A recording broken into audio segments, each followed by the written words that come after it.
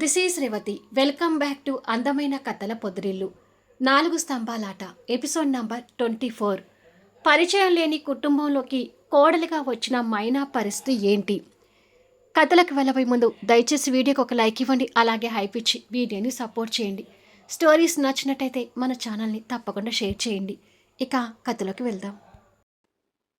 పంచాయతీ దగ్గర నుంచి శ్రీమాన్ వాళ్ళు ముందుగా కాటేజ్లోకి చేరుకుంటే వెనకబడ్డ మైనా కొన్ని నిమిషాలకి లోపలికి అడుగు పెడుతుంది. తనని చూడగానే ఈశ్వరి చీదరించుకున్నట్టుగా మొహం తిప్పుకుంటుంది. తన చేతులతో పవిత్రంగా పూజ చేసిన తాళి మైనా గుండెల మీద కనిపిస్తుంటే శ్రీమాన్ తట్టుకోలేక పిడికిలి బిగిస్తూ కోపంగా చెయ్యిని గోడకేసి గుద్దుకుంటాడు. ఆర్ష, జగదీశ్వరరావు గారు వాళ్ళ ఇద్దరినీ దీనంగా చూస్తుంటారు. వాళ్ళని చూస్తున్న మైనాకి ఏదో కొత్త లోకంలోకి అడుగు పెట్టినట్టుగా ఉంటుంది.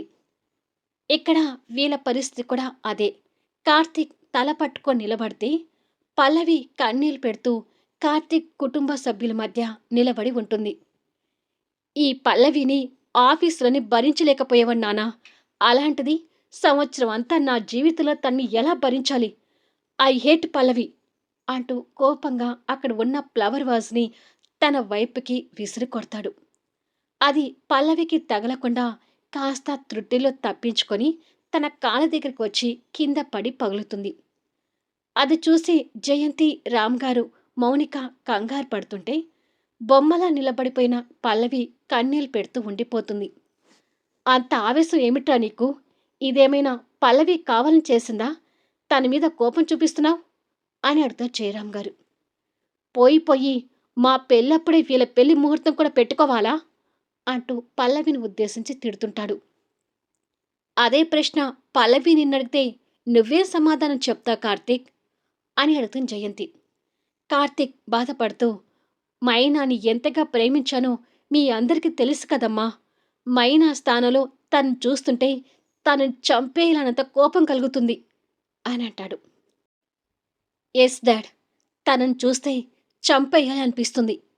నేను నా మ్యారేజ్ లైఫ్ మీద ఎన్ని ఆశలు పెట్టుకున్నానో మీకు కూడా తెలుసు. ఏ రోజు నేను పూజలు, పునస్కారాలు ఇంతవరకు చేయలేదు డాడ్. బట్ రాబోయే నా ఫ్యూచర్ గురించి ఎన్నో కలలు కంటూ పెళ్లి మండపంలో నేను కట్టబోయిన తాళిబొట్టును పవిత్రంగా పూజించాను. నా చేతులతో పూజించిన తాళిని ఇంకెవరో ప్రియురాలి మెడలో కట్టానని తెలిసిన క్షణం నుంచి నా రక్తం ఉడికిపోతుంది. నేను ఏదైనా ఫ్రెష్ కోరుకుంటానని మీకు తెలుసు కదా.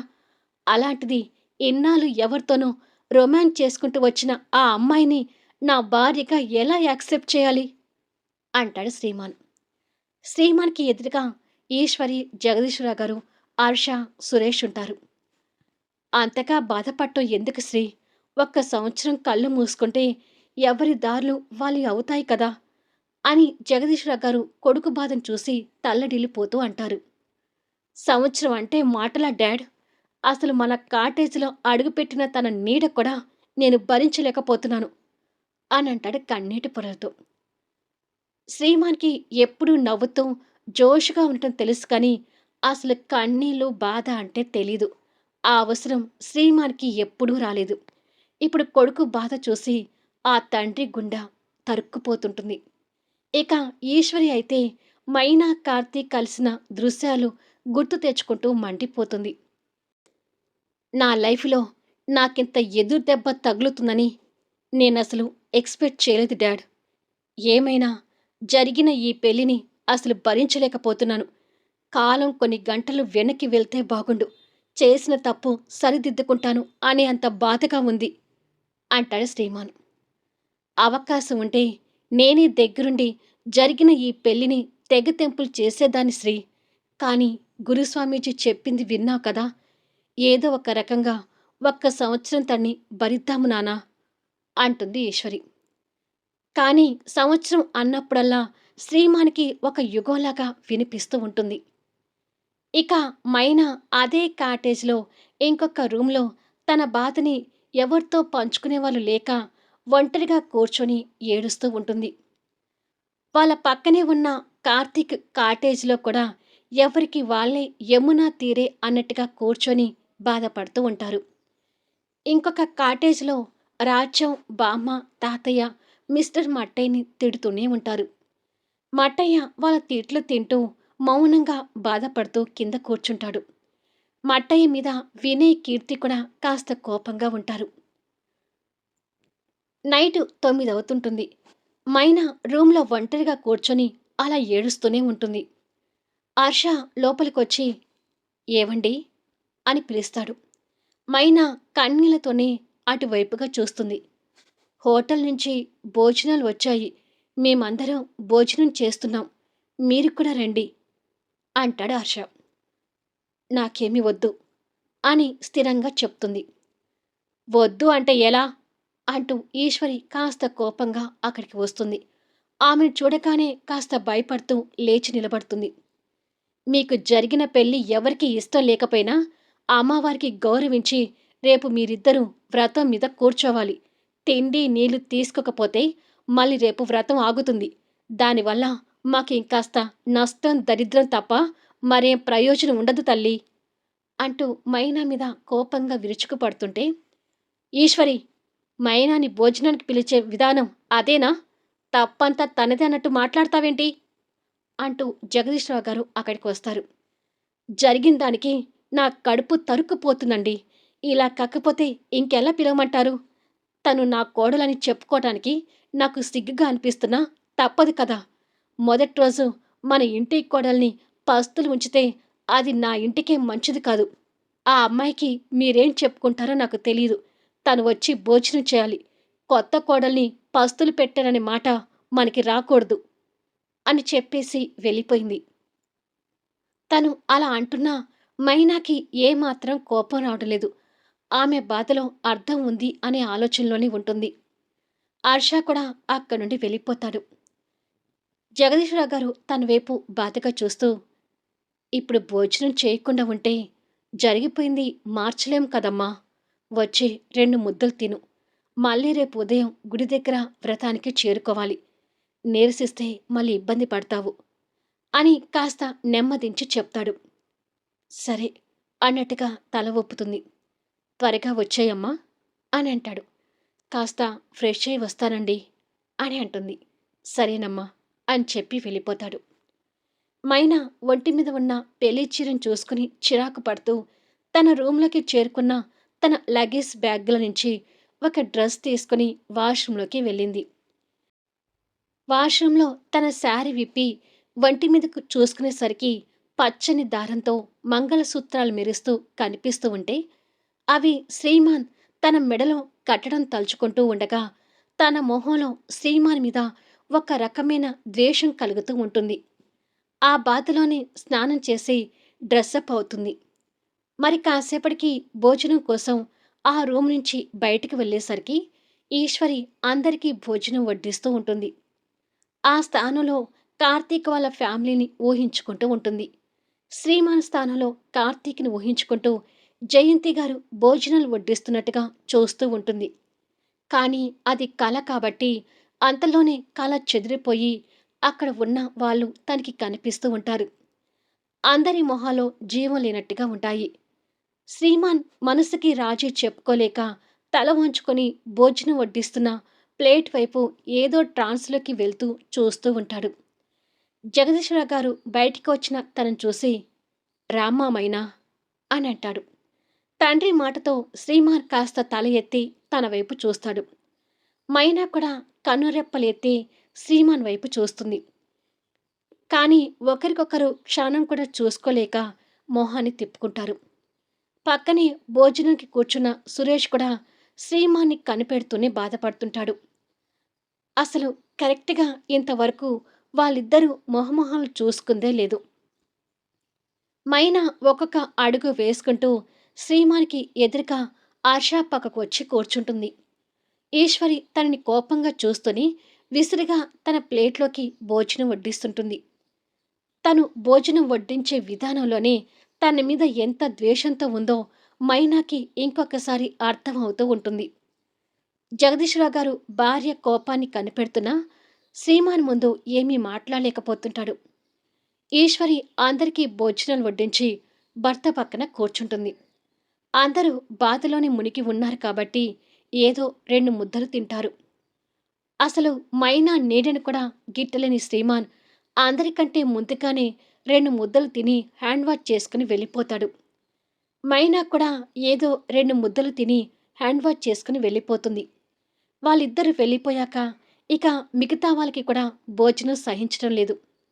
ఏదో లైట్‌గా తిని అందరూ వెళ్ళిపోతే వాళ్ళతో పాటే వచ్చిన సర్వెంట్ ఆ గిన్నెలని సర్దేస్తూ ఉంటుంది. ఈ కాటేజ్ పక్కనే ఉన్న కార్తీక్ వాళ్ళు కూడా భోజనాలకి కూర్చొని ఉంటారు. కార్తీక్, మౌనిక ఓ పక్కగా కూర్చుంటే వారికి ఎదురుగా జయరాం గారు, పల్లవి కూర్చొని ఉంటారు. జయంతి అందరికీ భోజనాలు వడ్డిస్తూ ఉంటుంది. వాళ్ళ ఫ్యామిలీ మెంబర్స్‌తో కలిసి పల్లవిని చూడటానికి కార్తీక్ అసలు ఇష్టపడటం లేదు. కార్తీక్ తనతో ఎలా ఉంటాడో పల్లవికి తెలుసు కాబట్టి పల్లవి కూడా వాళ్ళ కుటుంబంతో కలిసి ఉండటం తట్టుకోలేకపోతుంది. బాధలో ఉన్న జయంతి అందరికీ భోజనాలు వడ్డిస్తుంది. కార్తీక్ చెయ్యిని భోజనం ప్లేట్‌లో పెట్టకుండా ఆలోచిస్తూ ఉంటాడు.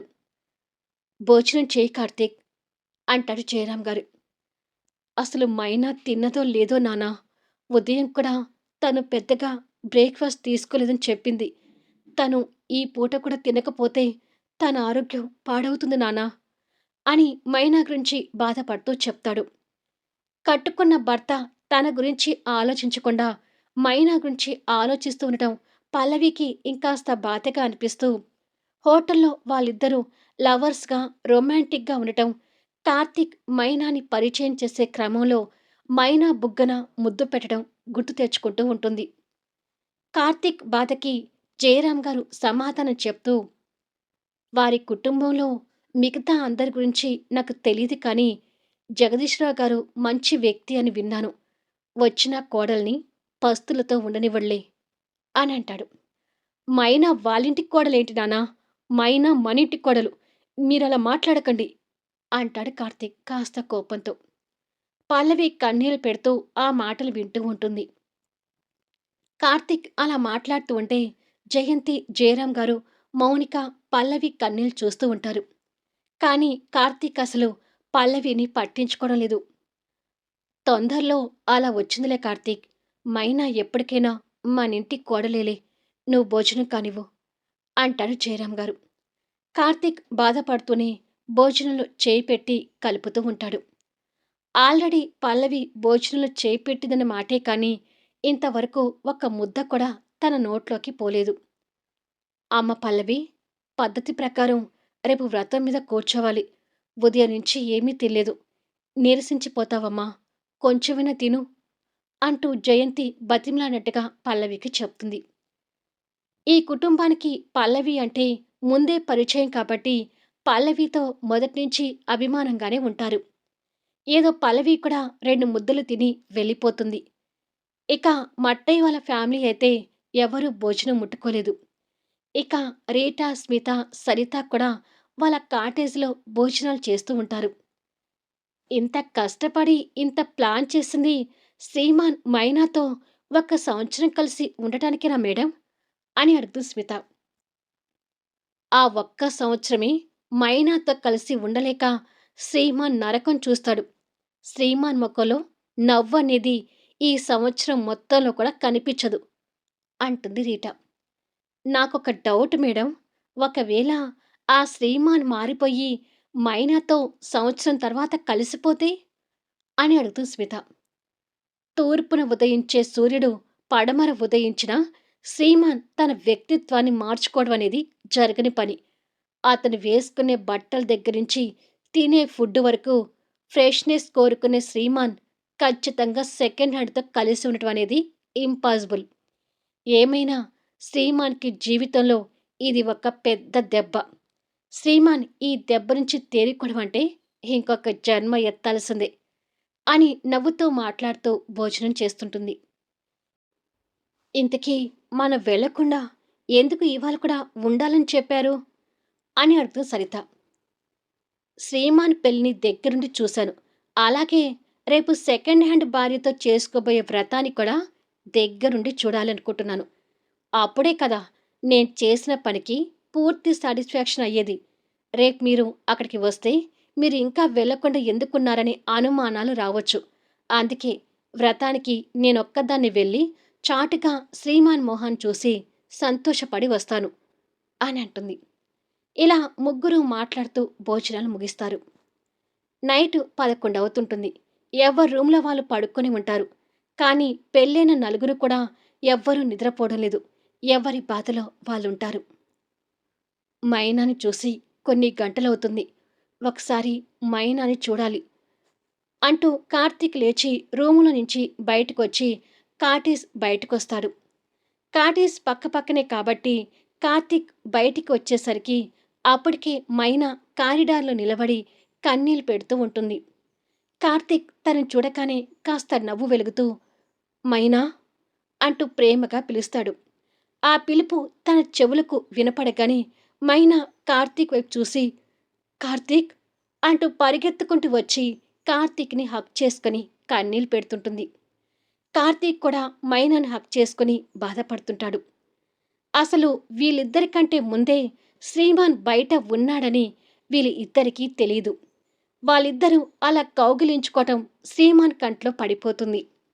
అప్పుడే అక్కడికి వస్తున్న పల్లవి కూడా వాళ్ళిద్దరిని చూస్తుంది. మళ్ళీ నెక్స్ట్ వీడియోలో కలుద్దాం. వాళ్ళిద్దరినీ అలా చూశాక ఈ ఇద్దరి రియాక్షన్ ఏంటి? గుడిలో వారి వ్రతం ఎలా జరగనుంది? రోజులు గడిచే కొద్దీ శ్రీమాన్ అతని మెంటాలిటీ మార్చుకొని మైనాకి దగ్గరవుతాడా? కలిసేది ఈ జంటనా? లేక కార్తీక్ మనసు మార్చుకొని పల్లవిని ఇష్టపడతాడా? ఈ జంట కలుస్తుందా? ఈ సంవత్సరంలో నలుగురి మధ్య ఏం జరగనుంది? విడాకులు తీసుకునేది ఏ జంట? కలిసేది ఏ జంట? తెలియాలి అంటే ఏ వీడియోస్ మిస్ కాకుండా చూడండి. కథ నచ్చితే లైక్ చేయండి, హైప్ ఇవ్వండి, మీ అమూల్యమైన అభిప్రాయాలను తెలియచేయండి. అలాగే మన స్టోరీస్ని తప్పకుండా షేర్ చేయండి. Thank you for listening.